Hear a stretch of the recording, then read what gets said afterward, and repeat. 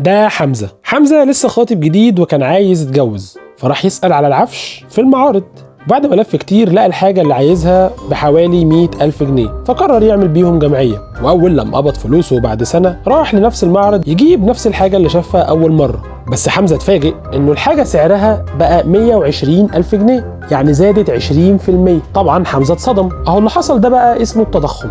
ببساطة كده التضخم يعني ارتفاع الأسعار خلال وقت معين. التضخم ده احنا بنحدده عن طريق اننا بنختار كذا سلعة من السلع اللي بنستعملها باستمرار ونشوف سعرها بقى كام. يعني مثلا النهاردة 1 في الشهر بنشوف السلعة دي سعرها كام، ونيجي يوم 1 في الشهر اللي بعده نشوف سعرها بقى كام، وفرق الزيادة ده اسمه معدل التضخم الشهري. اما بقى لو قستها النهارده وجيت بعد سنة قستها في نفس اليوم فده كده اسمه معدل التضخم السنوي. عشان بقى نكافح التضخم ده لازم يكون معدل الزيادة في مصدر الدخل اكبر من معدل التضخم. بمعنى لو انت راجل موظف ومرتبك 5000 جنيه وبتجيب بيهم كلهم احتياجاتك من غير ما يتفضل لك اي مليم، لو جيت الشهر اللي بعده اشتريت نفس الحاجات ديت بقت ب 5500 مثلا، فكده معناه ان معدل التضخم زاد 10%، ولازم مصدر دخلك يزيد بنفس ال 10% دي او اكتر على الاقل عشان تعرف تجيب احتياجاتك. لو عايز تعرف ايه الحاجات بقى اللي ممكن تعملها عشان تزود مصدر دخلك وتواجه بيها التضخم، ممكن تكتب لنا في كومنت واحنا نعمل لك محتوى خاص بكده.